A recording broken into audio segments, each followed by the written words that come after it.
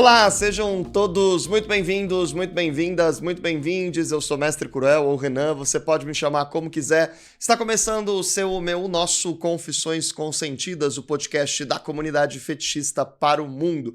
Eu sou um homem branco de 33 anos, cabelos castanhos, um pouco gordinho. Estou hoje com uma camiseta branca do Tone of Finland em edição comemorativa com a Folsom Europa, que eu comprei o ano passado em Berlim. E hoje, na minha frente, está este pequenininho, meu little baby. Ei! Não, little baby não, é meu pequeno polegar, meu sub, o mais antigo membro da House of Cruel. Mentira, não é, mas é não é o mais antigo, mas é o que usa a coleira há mais tempo. Yuri está aqui na minha frente. Meu Deus, quantos títulos. Pra Nossa, você ver, você acha não que é tô só eu que é Mr. acostumado, Fetiche meu 2026, Deus, Mestre Cruel. Baby, autodescrição primeiro pra gente começar e aí a gente começa a bater o nosso papo. Eu não sou baby, eu sou um fanboy branco, acho que eu posso me descrever assim, acho que é uma boa definição. Eu uso um óculos, eu sou muito pequenininho, eu tenho cabelo preto, um bigode meio carioca, e eu tô usando uma camisa preta escrita Good Boy, que a gente comprou na Folsom. E um cadeadinho no peito. Vocês não falam da coisa mais importante. Tem um cadeadinho aqui, ó, que já tá bem enferrujado. Temos que já foi pra algumas praias, já fez algumas coisas. Tem história. Tem história e ele tem um MC marcadinho aqui, que eu gosto muito de música. Idiota. Mas, já que falamos de história, vamos começar com a pergunta. Se eu fosse ler o Wikipedia de Yuri, o que eu ia ler? Com isso, eu quero saber da sua infância, adolescência, quando você se descobriu trans, quando você se descobriu sádico sexual, quando você se descobriu fetichista e por aí vai. Vamos lá. Vamos lá. Eu acho que eu vou começar, acabei de lembrar de uma coisa que eu não tinha pensado. Eu já estive tecnicamente, num Wikipedia antes. Porque antes de ser Yuri, eu já tive 4 nomes. E durante o meu terceiro nome, eu era colunista de anime. E aí os colunistas, eles tinham ali uma paginazinha meio que wiki fandom. E foi assim que eu consegui um stalker na época também. Mas eu acho que ele já não me conhece mais. Então... A gente não vai falar o nome, então, até pra evitar que o stalker lembre e fale, olha ele aí! São nomes mortos, assim, são nomes enterrados, assim, nossa, eu tenho que estar minimamente bêbado, assim, pra eu contar. O meu primeiro nome, eu acho maneiro, assim, ele carrega uma carga de identidade legal, assim, mas o meu segundo e meu terceiro nome, eles são muito cringes, assim, eu não sei o segundo e o terceiro, mas eu sei que são histórias cringes, e aí eu acho isso muito bom. E eles são escolhas cringes da minha vida, né? Não deixem adolescentes escolherem seus próprios nomes, assim, eu acho... É preferível que o acaso escolha. Tipo isso. Yuri, como é quem escolheu Yuri? A gente já vai começar por aí. Você que começou com os nomes. Eu achei que eu ia falar de onde eu nasci. Não, né? vamos embora. Aqui você que manda. Não, peraí, você que manda mais. Então pronto, então vamos lá. Como é que você escolheu o seu nome? Good Boy. Good Boy. Então, eu usava esse terceiro nome, que ele era muito cringe de falar, assim, pra mim. Ele era uma coisa meio otaku, assim. Então ele era um negócio meio difícil de falar. E eu ia muito no Starbucks. Eu trabalhava no Starbucks. Eu pedia um café barato lá e eu ficava trabalhando lá direto. Você trabalhava no Starbucks como home office, não que você trabalhava no Starbucks. Eu fazia mestrado. Lu, tá vazando vaso áudio.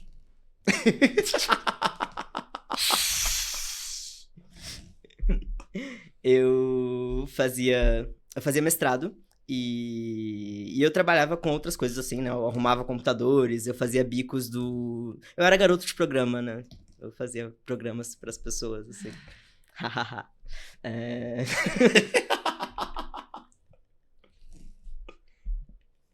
Mas eu fazia programas, eu pirateava programas, eu consertava computadores e eu fazia mestrado. E eu fazia tudo isso no Starbucks, geralmente. Você fazia mestrado em? Em engenharia biomédica. E aí você tinha esse nome escroto. E eu tinha esse nome escroto, eu tava no Starbucks, e eu tava na semana que eu ia mudar meus nomes, meus documentos, assim, né? Aí o cara falou, qual que é o nome eu coloco aqui? Era um cara que nunca tinha me atendido, né? Eu falei, aí ele virou, Yuri? Aí eu falei, Yuri. E aí eu fui, peguei meu café, e aí os caras estavam falando, tipo, não, porque Yuri é um nome que no Japão é um nome mais feminino, né? Não dá pra saber, às vezes, já conheci uma menina que era Yuri. Eu falei, Yuri quer dizer tanto lésbico quanto pequeno trabalhador, também é um nome ali russo também, muito maneiro. Adorava o Yuri Gagarin, sempre fui assim, tinha uns negócios assim muito maneiro com a história dele. E eu fiquei tipo, nossa, isso não combina muito comigo, assim, ele é um pequeno trabalhador. Ele praticamente é lésbico, entendeu? Ele é praticamente eu, assim. E aí, no dia seguinte, eu mudei meu primeiro documento pra Yuri. Então, eu fui... E aí o resto é história. Eu fui batizado no Starbucks, assim. Com um moca farpuccino sem Não, leite. não. Era só um café. Só um café. Mesmo. Eu era a única pessoa que pediu café americano no Starbucks, que era o mais barato. Mas... Com água suja. Mas, ótimo, chegamos no nome. Vamos voltar agora do começo. Você é um menino de Três Rios. Meu Deus, contando minha história, olha isso. Eu sou um menino de Três Rios, eu nasci no interior do Rio de Janeiro. É uma cidade absurdamente quente, e isso faz parte da minha identidade. Afinal de contas, você é alérgico a calor. É, exatamente. Então eu precisava fugir daquela cidade o mais rápido possível. Nada contra Três Rios, tem até amigos que são, mas não dava pra mim. E eu venho de uma família que tem uma criação um pouco tribal, assim. É uma família muito unida, então eu não fui criado só pela minha mãe, eu fui criado pelas minhas tias, eu fui criado pela minha avó. Eu tive uma criação ali influenciada muito pelos meus primos. Tem primos que eu considero praticamente irmãos, assim. E... É que você tava raspando, eu acho que tava raspando no som. Eu não tava. Não, então pode voltar a fazer, desculpa. Perdi sua linha de raciocínio. Família tribal criada por os primos. Isso. E... Deixa eu ver. O que mais? De onde eu posso partir daqui? Como é que era você quando criança? Em que sentido? Você era uma criança que tinha muitos amigos? Você era uma criança introvertida, extrovertida? Você era uma criança que gostava de subir no pé de goiabeira, de pegar a manga no vizinho? Como é que é? Porque o que é o interior O que é Três Rios? Eu não conheço Três Rios. Nossa. Muito embora a dona Soraya me fale pra ir sempre, mas eu ainda não fui. Então, Três Rios é uma cidade muito do interior padrão, assim. Tem 30 mil habitantes, né? E... poucas escolas. Mas tem um motel fetichista. Tem um motel na beira da estrada ali que conta histórias. Mas eu era uma criança muito perguntadeira. Eu era uma criança que perguntava de tudo o tempo todo, ao ponto de estressar os adultos, porque eu era aquela criança do porquê, e como, o tempo todo, ao ponto de apanhar por causa disso, assim. Eu era criança que perturbava a paciência das outras pessoas, e por vezes eu gostava de perturbar a paciência das outras pessoas, por outras vezes você gostava de apanhar. Por outras vezes eu gostava de apanhar, por outras vezes eu fazia sem perceber muito bem, assim. Eu tinha mais inimigos do que amigos na época da escola, assim. Eu estudava numa escola particular, eu era bolsista numa escola particular, e eu era extremamente nerd, então os pais das outras crianças gostavam muito de mim, e consequentemente as crianças não gostavam muito de mim. Nossa, você era uma criança insuportável mesmo, né? Eu era uma criança insuportável. Os professores, por vezes, assim, tinham uma coisa meio 8 ou 80, sabe? Tinha os que gostavam de mim, tinha os que me achavam insuportável, porque eu perguntava de tudo o tempo todo, não deixava a aula acontecer. Por mais que a minha escola fosse um pouco porra louca, assim, ela era uma escola um pouco mais livre do que eu conheço de escolas. A gente, tipo, só fui aprender a existência de lista de chamada na faculdade, que pra mim era um surto sociológico que a gente inventou, lista de chamada, obrigatoriedade de você estar numa sala de aula, pra mim é um absurdo. Não faz o menor sentido você obrigar a pessoa a estar numa sala de aula. Existem outras formas de se aprender. Então eu era muito, muito, muito revoltadinho, assim, né? Eu tinha mais inimigos do que amigos na escola, e eu adorava ver a minha vida como uma novela, assim. Eu era muito dissociativo, assim, eu não levava as coisas pra realidade do que eu tava fazendo. Eu acho que eu acordava e eu pensava, nossa, que roteiro eu vou criar pra minha vida hoje? Qual é a merda que eu vou fazer? Qual é a... Eu acordava com os braços cruzados, assim. Eu, dormia no- Eu eu durmo, acordava. eu durmo num caixão, entendeu? Eu tenho alergia ao calor. Eu moro numa cidade de calor. Eu usava camisa de manga longa, assim. As pessoas me viam como um vampiro. Então eu Aí você dormia, acordava. eu dormia assim, entendeu? Eu acordava. E eu pensava qual que era o roteiro que eu ia inventar hoje, assim. Eu pensava a minha vida assim. Eu criava roteiros e eu botava esses roteiros na prática, assim. Então, por vezes, eu acho que o fetichismo acaba surgindo na minha vida muito cedo, porque eu descubro muito cedo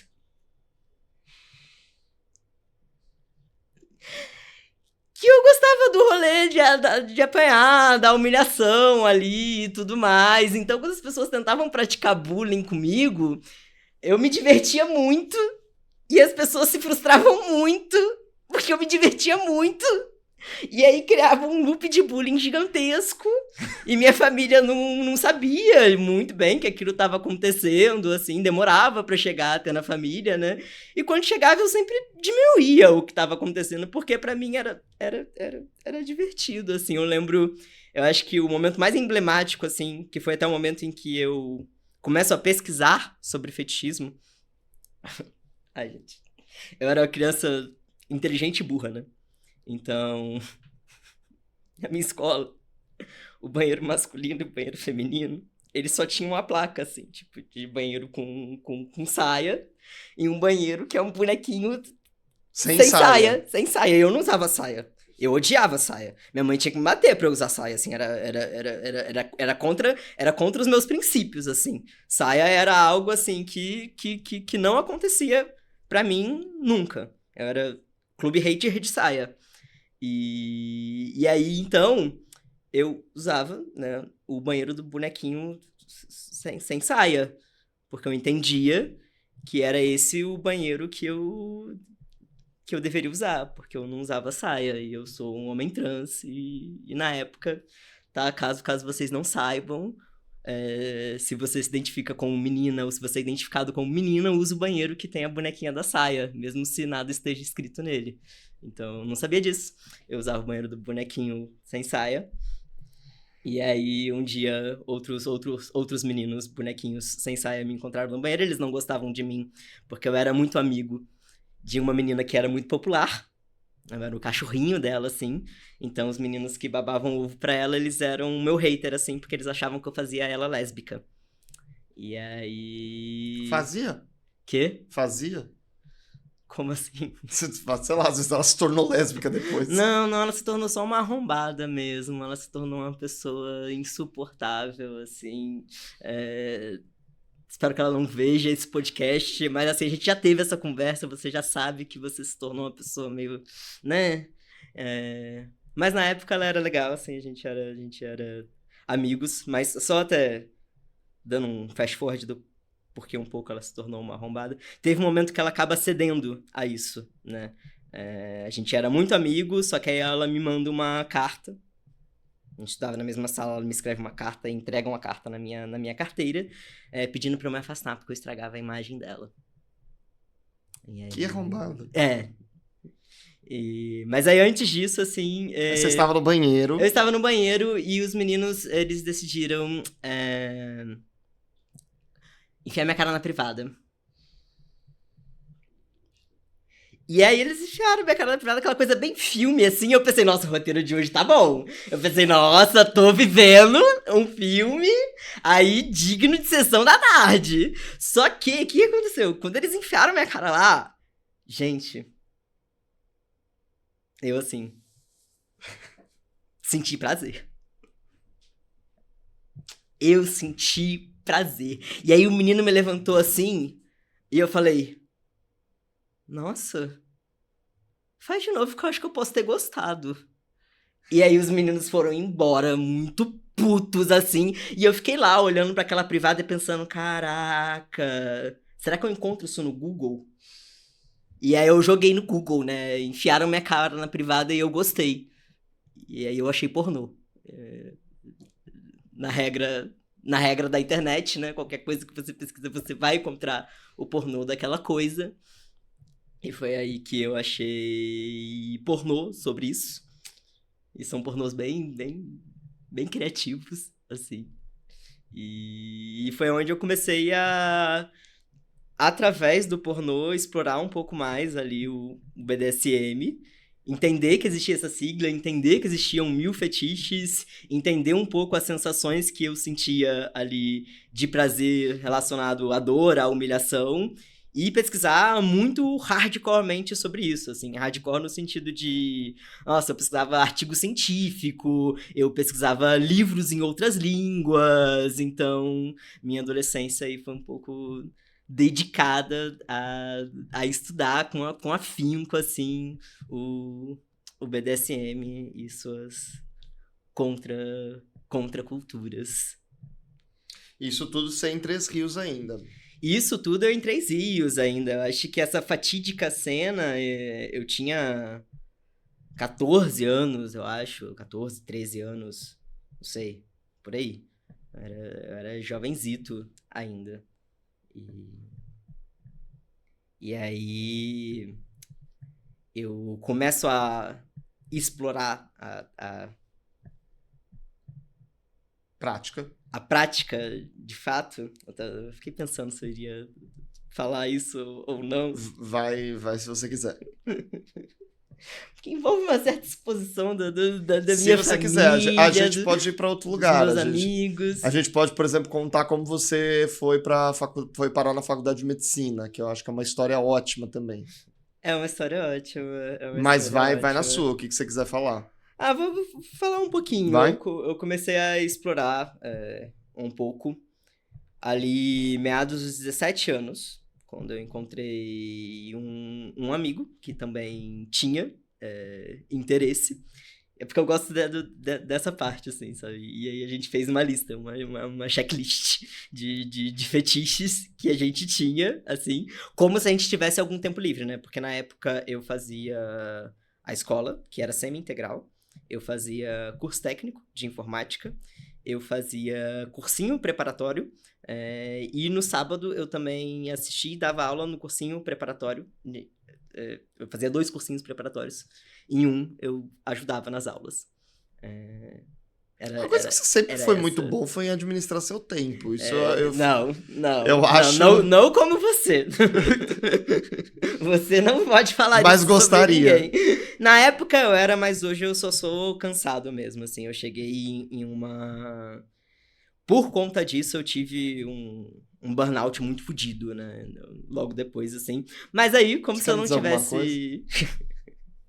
Como se eu não tivesse tempo... livre. Como se eu tivesse muito tempo livre, a gente ainda decidiu fazer isso de ter o checklist de fetiches. E ir riscando, assim, o nosso checklist de fetiches. Você lembra o que você escreveu nessa lista? O que eu escrevi nessa lista? Eu acho que um dos primeiros fetiches, assim... Não era uma lista que era muito específica, né, no que era. Eu só botava as palavras, assim, meio aleatoriamente. Mas aí eu lembro que o início dela era, tipo, água, piscina. E aí, mergulho. E aí, fuder mergulhado. Então era, tipo, eram muitas coisas relacionadas à água. Era mais um fluxo de pensamento. A água, assim, né? E, tipo... E aí eu anotava tudo, sabe? Tipo, eu anotava todos os instrumentos que eu tinha interesse. Eu olhava pra minha casa, assim, eu olhava, tipo, quero apanhar disso, então eu vou colocar isso. Aqui um ralador. Cinto, tênis, tudo que eu via, eu tinha interesse em apanhar daquilo, eu colocava lá. E aí, depois de ter esvaziado essa lista de coisas que eu via, que eu comecei a escrever mais os fetiches que eu conhecia por nome, né? Mas o rolê do apanhar, você consegue dizer o que te fez se aproximar disso? Como assim? Tipo, porque não é uma coisa que às vezes acontece de uma forma... Porque, por exemplo, você foi... Deram descarga na tua cara. E aí você falou, poxa, que legal. Quando é que você percebeu que apanhar era legal? Eu não lembro quando foi o momento, assim, igual com o negócio da privada. Porque quando eu era criança, adolescente, ali eu apanhava muito.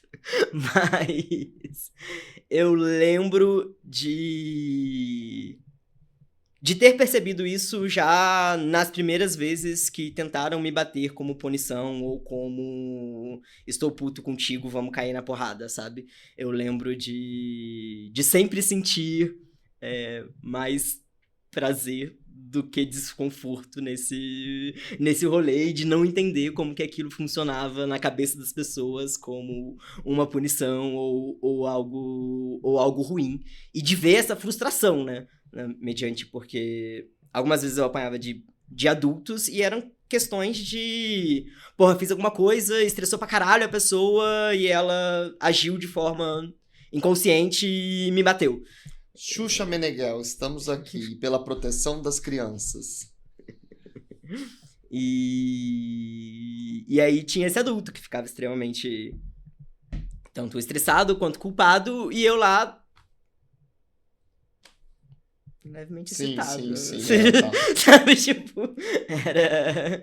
Então a minha descoberta foi um pouco por aí, assim, em ver como que aquilo me atingia de forma diferente, assim. Eu acho que pra muita gente, né, o fetiche do spanking tem um caminho meio contrário, né, de tipo, eu apanhava quando criança, e aí isso veio como uma ressignificação e algo assim nesse caminho da punição, mas pra mim, embora a história venha desse caminho, eu lembro de desde muito novo eu já senti um certo... A minha descoberta do prazer veio dali, sabe? Uhum. Tipo, minha descoberta do prazer veio no sentir dor. Veio no cair, me ralar, sentir e pensar, nossa, que gostoso. Só vamos fazer um disclaimer, porque como diz a Lu, o óbvio precisa ser dito. Quando a gente fala sobre descoberta sexual, descoberta de prazer na infância e adolescência, isso é algo extremamente comum, corriqueiro. O que não significa que estamos indicando, e definitivamente não estamos indicando, que crianças e adolescentes partam para a prática sexual. Mas a descoberta da sexualidade, do prazer erótico e tudo mais, ele se dá sim nessa fase. Então, quando o Yuri fala, eu apanhava e percebia que eu sentia prazer, tá dentro do mesmo espectro do menino ou que pega ali a Playboy escondida do pai e vai pro banheiro e descobre ali que o pipiu ficou duro. Então, dentro desses espaços que a gente está comentando, nós estamos dizendo que quando ele apanhava, ele gozava ao ponto de ter prazer e entender aquilo como algo sexual. Não é sobre isso, certo? Certo. Eu só fui entender isso como algo sexual, como prazer, já depois de muito tempo mesmo, assim. Eu acho que meados ali da faculdade que eu fui entender. Esse seu colega que você fez a lista, vocês chegaram a praticar alguma coisa? Chegamos. Quais eram os deles, você lembra? Chegamos a praticar algumas coisas. Entendi.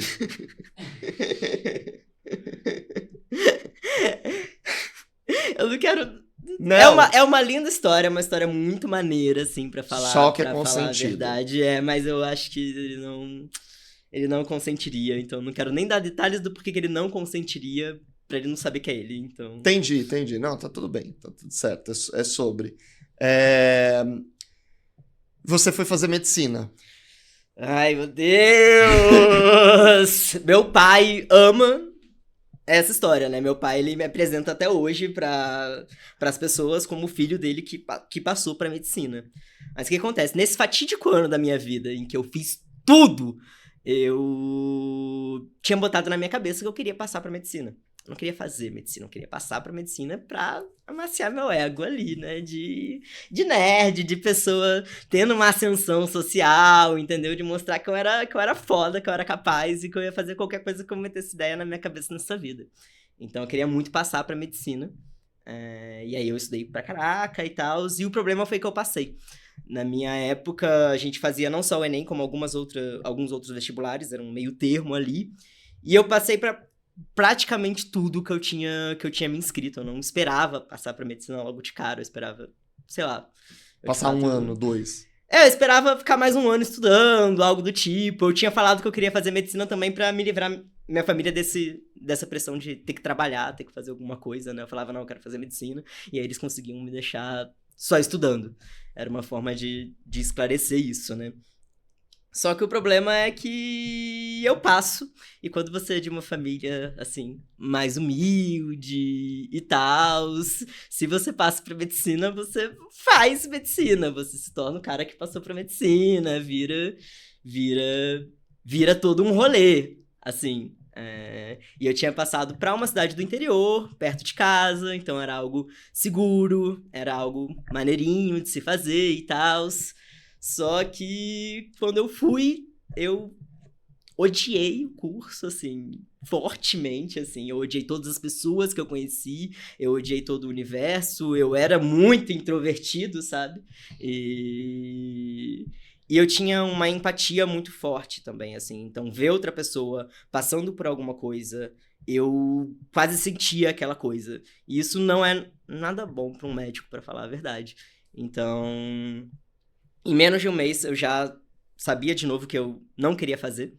O que eu queria fazer mesmo era muito específico. Eu queria muito fazer biomedicina na UFRJ, porque lá era onde tinham professores que tinham escrito artigos que eu já tinha lido. Eu era muito fissurado por neurociências, eu queria muito trabalhar como pesquisador, assim, eu acho que era...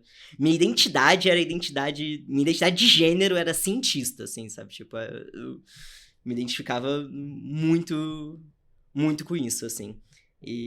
Mas eu não tinha passado para biomedicina na UFRJ. Mas durante o curso de medicina eu conheci uma menina que tinha passado.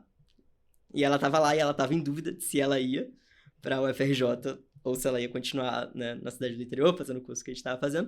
E eu ficava conversando com ela, falando, não, cara, isso não combina muito contigo. Você tem que continuar aqui, sabe? Tipo, olha esse campus vai ficar incrível. Eu sei que a gente é a primeira turma, mas nossa, você vai ser pioneira e etc. Você é tão pequenininha, você combina tanto com tudo isso daqui. E ela desistiu. E aí eu fui a última pessoa a entrar pela lista de chamada da biomedicina na UFRJ. E aí eu fui sair dessa outra cidade do interior que eu tava morando com os amigos, primos, irmãos da minha mãe. E aí eu fui pro Rio de Janeiro, um pouco a contragosto da família, porque minha família tinha muito medo do Rio de Janeiro, assim, o Rio de Janeiro ser uma cidade muito grande, muito perigosa, e quem raios larga medicina pra fazer biomedicina era um choque até dentro do curso, assim, as pessoas achavam um absurdo. Mas eu gostava muito do curso, era um curso que eu tinha uma liberdade muito maior, era realmente tudo que eu esperava ali no aspecto cientista, e eu gostava muito de estar numa cidade grande, assim, de verdade, em que eu tinha mais oportunidades, em que eu tinha mais gente louca, em que eu abria os aplicativos de fetiche e eu via gente, então...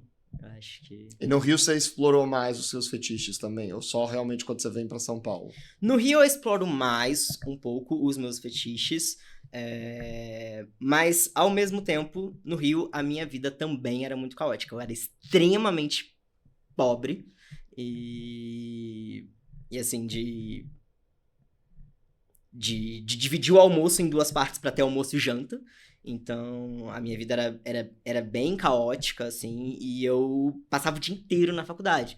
Porque eu acordava, tipo, 5 horas da manhã, pegava carona, ia pra faculdade, e aí eu fazia a iniciação científica, e eu dava aula de monitoria, e aí eu trabalhava consertando computadores e afins, né? Porque eu tinha feito técnico de informática.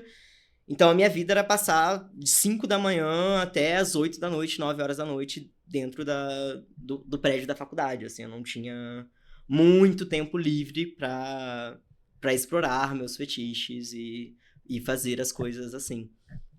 Tanto que eu acabo me envolvendo com outra pessoa de dentro da faculdade, assim, de dentro da minha rotina, que aí era mais fácil de encaixar. Então foi um momento em que eu explorei algumas coisas dos meus fetiches, assim, mas de fato eu só exploro meus fetiches mesmo quando eu me mudo para São Paulo em 2020, que eu fui contratado pela pandemia. Eu acho que é bom falar, é legal. Pô, eu acho legal, eu acho. Eu vou voltar um pouquinho então. É triste, sim, mas é legal.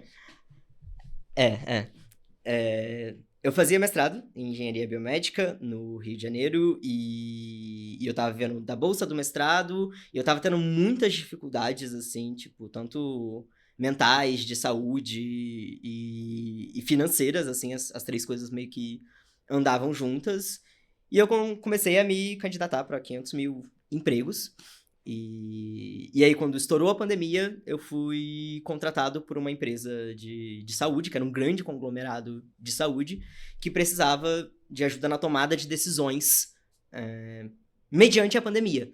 Então, eram decisões de quais hospitais iam ser exclusivos para assuntos de pandemia, quais laboratórios iam ser exclusivos para assuntos de pandemia, como lidar com o time, o que comprar, o que não comprar, quando comprar insumos. Era ciência de dados aplicada à saúde, que conversava um pouco com o que eu tinha feito no mestrado, conversava um pouco com essa minha carreira muito doida de uma pessoa que fez técnico de informática e depois foi fazer biomedicina e depois foi fazer um mestrado em engenharia.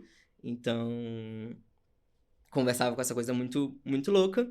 Fui contratado pela pandemia e me mudei para São Paulo para trabalhar com isso, basicamente. E uma das coisas que eu gosto de contar acerca do meu trabalho é que eu odeio Excel, eu odiava trabalhar com Excel, e uma das primeiras coisas como contratado como júnior, né, como pivete no trabalho, era preencher as planilhas de Excel com quais pessoas estavam infectadas e mandar para o Ministério da Saúde ali, né? Organizar esse Excel e mandar. Eu odiava fazer isso, e aí eu criei uma automação que fazia isso. E aí essa automação a gente doou para o Ministério da Saúde e era a automação que fazia os números irem para os jornais ali e tudo mais do controle da pandemia que a gente teve, assim. E eu acho essa história divertidinha, porque é um grande uau no meu currículo que eu fiz porque eu tinha preguiça de mexer com Excel. Eu odiava Excel. E aí tá, eu me mudo em 2020 com outros dois arrombados que fingiam ser meus amigos, fingiam gostar de mim. Eu até hoje não entendo o porquê, mas era isso, assim, e foi uma coisa que pra mim é uma das coisas mais cruéis que eu já passei na minha vida. E eu já passei por muita coisa arrombada, assim. Mas essa era meio pesado, porque entrava num universo um pouco do gaslighting da amizade. Assim, de você fazer as coisas e você não entender por que aquelas pessoas não te tratam como amigo. Quando você pergunta, elas falam que você é um amigo, mas elas não te convidam pra nada, elas não te tratam bem, elas não te contam nada. E eu vivia nesse contexto meio arrombado ali.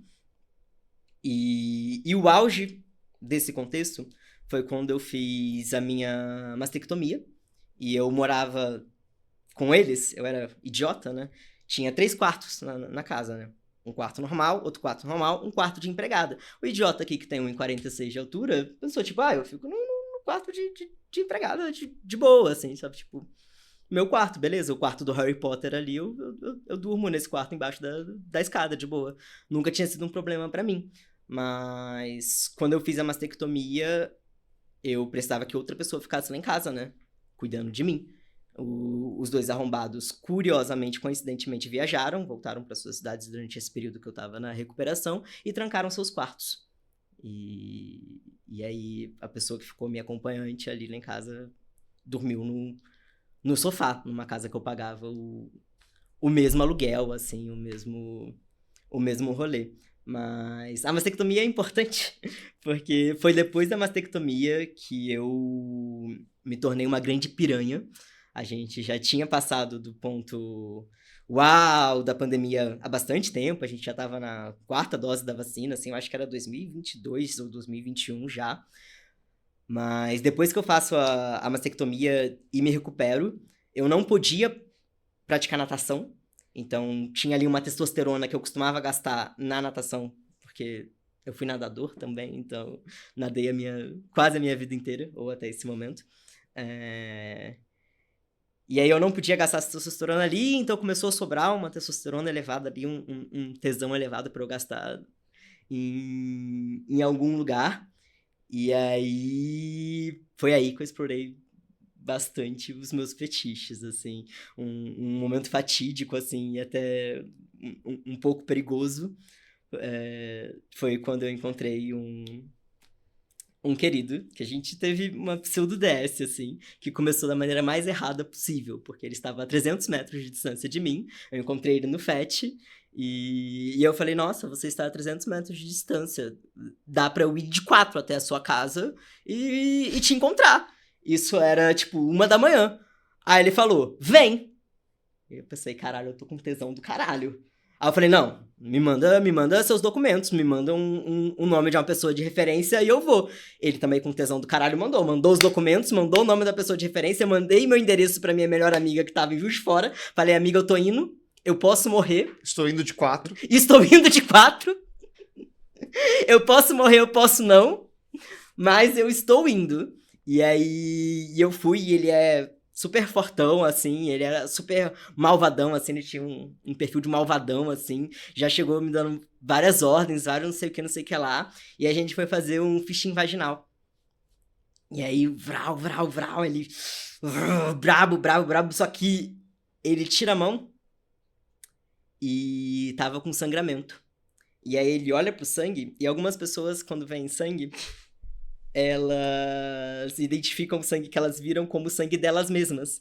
E aí elas passam mal e desmaiam como se elas estivessem perdendo sangue. E foi o que aconteceu com ele. E aí eu precisei socorrer ele, coloquei os pés pra cima, assim, e tudo mais. Aí ele ficou tipo, nossa, você salvou minha vida, como você sabia o que fazer? Eu sou biomédico formado. E aí, essa inversão, ele caiu, né? Essa máscara de malvadão da sessão que ele teve. Ele foi cozinhou um macarrão com abobrinha pra mim. E a gente fez muitas sessões depois disso, assim. A gente se tornou amigos, assim. A gente malhava junto, eu usava um colazinho, que ele era uma chavinha da Sailor Moon. E eu usava meio pra identificar quando que eu queria receber ordens e afins, assim. E aí eu deixava o colarzinho visível. E era esse o nosso rolê, basicamente. Mas mesmo antes dele ou durante ele, foram muitos encontros no FET, nesse esquema, nesse meu período de grande piranha, que eu encontrava as pessoas e meu critério era esse, assim, me diga seu currículo, me diga suas ferramentas, me diga o que tu sabe fazer, que aí eu irei, assim, não me importava o que fosse, quem fosse e onde fosse. O tesão leva a gente a lugares nem que uma arma leva, né? Então, é sobre. Antes da gente ir pro bate-bola, eu quero que precisa ficar registrado, que é você contando pra sua família que você é um homem trans. Ah, nossa. Essa história porque essa história vem depois da história do Starbucks, né? Eu tava no Rio de Janeiro, eu tava mais ou menos há 1 ano sem ir pra casa, quase 1 ano, quando eu faço as contas é até meio assustador. Tanto por conta de pobreza, quanto por conta de que minha vida no Rio tava muito diferente de como era a minha vida e como as pessoas me tratavam em Três Rios. Porque no Rio as pessoas já me tratavam como Yuri, eu já usava roupas muito masculinas, como saias, e... Mas não, peraí, eu acho isso legal, porque você falou isso uma vez e eu acho legal, que é o fato de você ter transicionado foi responsável por você abraçar a sua feminilidade. Isso. Eu me aceito trans, na verdade. Eu tinha muita dificuldade de me aceitar como pessoa trans, porque eu não tinha disforia de gênero. Eu tinha uma certa disforia no quesito meio idade. Eu me achava muito jovem. Eu começo a tomar testosterona porque eu queria parar de parecer uma criança de 12 anos. Não porque eu queria parecer mais menino. Então eu achava que eu nunca poderia ser trans porque eu não tinha disforia com o meu corpo, eu não tinha tanto desconforto com o meu corpo. Assim, os desconfortos foram meio que crescendo depois. Então eu me descubro trans com RuPaul. Eu vejo os caras fazendo drag e eu penso, cara, é isso que eu faço, sabe? Eu sou um cara que faz drag o dia inteiro 24/7, assim. Eu tô vivendo 24/7 em drag e é uma drag feia ainda, sabe? Porque eu usava roupas que eram dos meus primos, assim. Eu tinha um gosto pior pra roupa do que eu tenho hoje, assim. Muito... muito repetitivo e sem nenhuma identidade. Eu usava muita camisa polo. Então eu me descubro com RuPaul muito ao perceber que eu me afastava de tudo que era roupa feminina e de tudo que era da identidade feminina, porque eu não gostava de ser reconhecido como feminino. E não porque eu não gostasse Da roupa. da roupa, não porque eu não gostasse do estilo, né, da sessão. Então, essa é a minha descoberta, essa é a minha aceitação. E o momento em que eu me aceito Yuri e começo a cobrar das pessoas, né, me tratarem no pronome masculino, e vou fazer o fatídico momento trans de, ok, vou renovar o meu guarda-roupa, o que eu faço é que eu jogo as camisas polo fora e eu compro saias. Porque eu agora estava confortável o suficiente com o meu gênero Mas para... Você colocava saias na parte de cima do corpo? Porque você jogou as camisas fora e pegou a parte de baixo, aí eu fiquei na dúvida. Não, eu joguei as camisas polo fora, passei a usar a camisa normal, né? E aí o Yuri chega com a malinha de mão em Três Rios. Não, chego, mas eu já tinha falado pra minha família, ó, junta todo mundo na mesa aí, que eu vou chegar e eu preciso falar um assunto sério com vocês. Vai colocar o clítoris na mesa. Eu preciso falar um assunto sério com vocês, assim, eu vou falar uma vez só e é isso. E na época tava passando aquela novela A Força do Querer. Eu não assisto muito novela, mas minha mãe era muito noveleira, assim, ela falava muito da novela, assim, ela falava que era muito parecido com um personagem lá. E aí, eu chego em casa, tá minha mãe e meu irmão, assim, na mesa e tal, e eu viro e falo... O negócio é o seguinte... Eu me reconheço como um homem, eu sou um cara, meu nome é Yuri, todo mundo já me chama assim no Rio, é um nome que eu escolhi, esse sou eu, isso não vai mudar, e eu gostaria que vocês me chamassem assim também e me reconhecessem assim também. Aí vira minha mãe e faz um...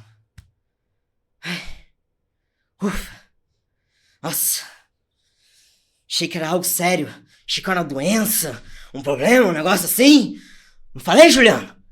Que ele era igual o menino da novela? O menino lá? Nossa! Juliana é o irmão. Juliana é meu irmão. Ai, que alívio. E aí a gente sai, minha mãe é meio vereadora, assim, então a gente sai na rua, sai andando com ela, e ela sai me apresentando pra todo mundo como se tivesse acabado de me adotar. Aí ela sai andando com as pessoas assim, e ela fala pra todo mundo, esse aqui é meu filho Yuri! E as pessoas olhavam assim, pensando, nossa, a dona Soraya enlouqueceu de vez, né? Hoje, que legal. Mas ela saiu apresentando pra todo mundo, assim, que eu era o filho Yuri dela, e marcaram um grande churrasco. Então marcaram um grande churrasco pra reunir a família toda, contaram pra todos os tios, contaram pra todos os primos, e aí as pessoas, minha família é muito grande, né? As pessoas já estavam corrigindo os pronomes uma das outras ali, quando alguém errava, eles falavam, não é ela, é ele, não é, não sei o que lá, é Yuri, é Yuri agora! E eu tava me sentindo muito acolhido, assim, muito inesperado, porque minha família tinha de tudo, todas as religiões, todas as políticas, uma coisa bem louca, assim. E aí vem meu tio, um dos meus tios mais queridos, assim, que participou muito da minha criação, meu tio Moca. E aí ele tava treinando, assim, ele tava na churrasqueira assim, treinando. Aí ele chega assim pra mim. Aqui, meu sobrinho, a carninha, sem gordurinha pra você, do jeito que você gosta. Aí eu falei, putz, eu não como carne mais, eu sou vegano agora. Aí minha mãe, como se tivesse ouvido uma ofensa lá do outro canto, assim, do churrasco, ele fala, mas isso não é coisa de Deus. Na minha casa, não. Lá na rua, naquela cidade grande lá, tu pode comer desses negócios aqui, mas aqui você come carne. Filho meu come carne. Porque comer carne é necessidade. É uma coisa que todo mundo faz, todo mundo tem que fazer. Isso não é coisa de Deus. Você pode fazer isso lá fora. Isso é influência Dessas pessoas que você tá convivendo nessa cidade grande, que estão fazendo agora esse negócio. Como é que se chama esse negócio aí? Veganismo? Não, aqui não. Aqui não, filho meu come carne. E foram mais uns 3 anos, assim, pra minha mãe me aceitar como vegano, assim. Teve um momento, depois dela ter me aceitado como vegano, assim, e tal. Teve um momento que eu compartilhei. E ela é uma pessoa, né, que tem umas certas dificuldades em entender. Então ela tem um caderninho pra entender o LGBT queria mais, assim. E os gêneros e as identidades e tudo mais. Então eu gostava de zoar muito isso com ela. E teve um meme uma vez que uma moça tava vestida, assim, de arco-íris, né? Aí ela fala assim pro vídeo, tipo... Alguém pergunta, você tá de quê? Ela fala, eu tô de LGBT aqui, que hoje é o dia, né, das LGBTs, hahaha. Aí a outra moça vira e pergunta assim, e o V é de quê? Ela fala, o V é de viado. Aí eu mandei pra minha mãe, pra zoar ela, né, que ela tem essa dificuldade ali em saber as letras. Aí era toda inteligente, toda estudada. Então falou, nossa, hahaha, que burra é essa moça. Como que ela não sabe que o V é de vegano?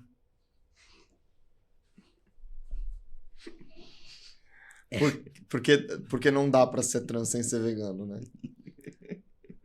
Essa é outra história depois, quando eu levo uma amiga minha completamente fora da caixinha pra passar o Natal com a gente. Eu adotei uma amiga adulta e levei pro Natal.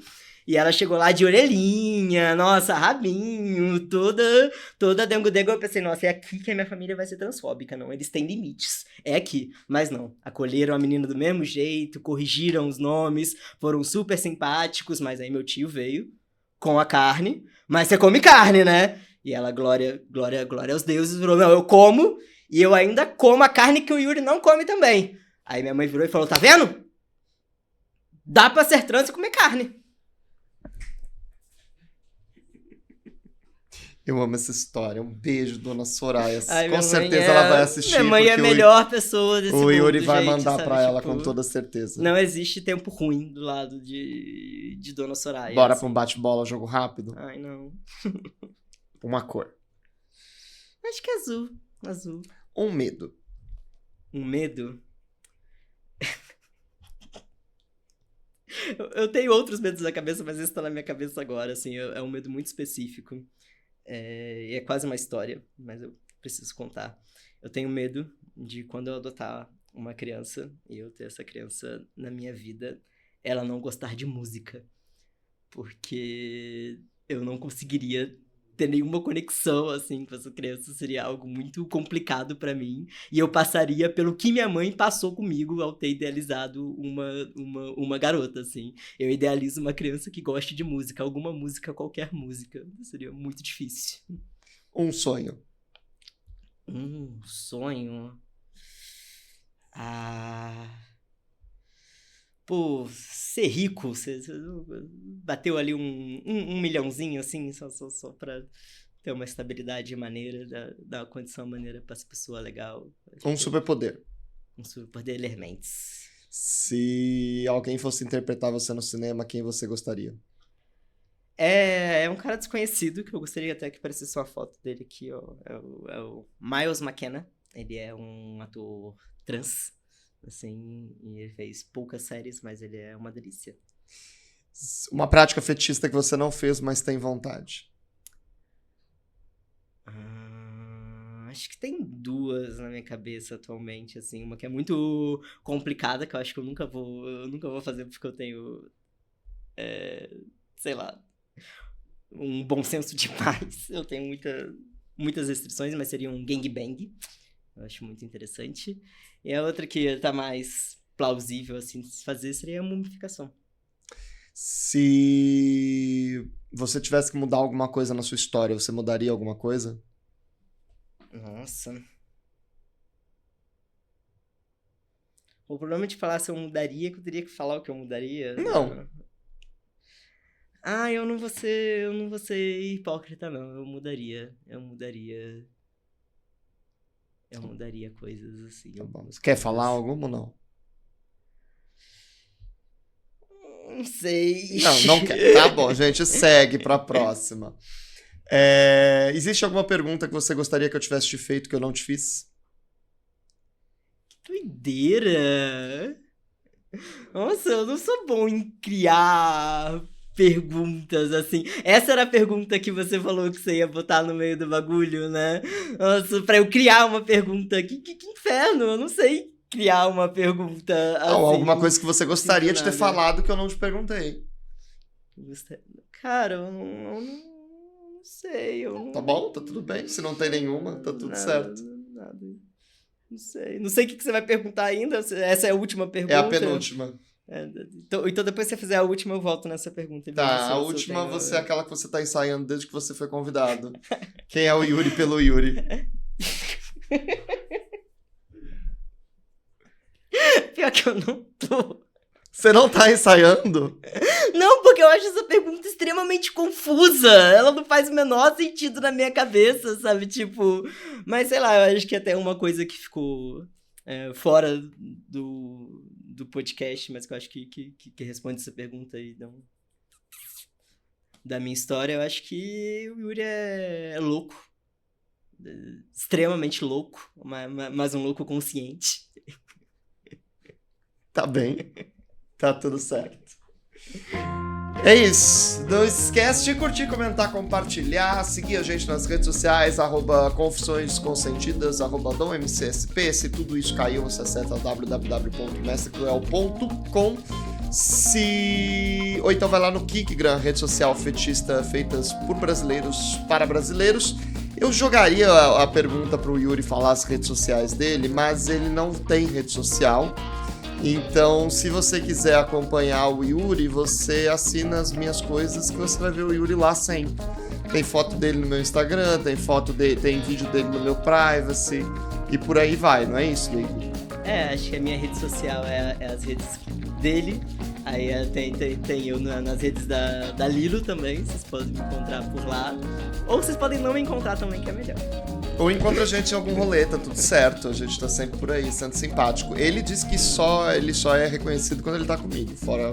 É verdade, as pessoas me tratam diferente quando eu não tô com o mestre. Eu nem ia falar superpoder invisibilidade, porque esse é o superpoder que eu tenho quando eu não tô com ele, assim. Ninguém me vê. É isso, gente. A gente se vê na próxima semana. Tchau.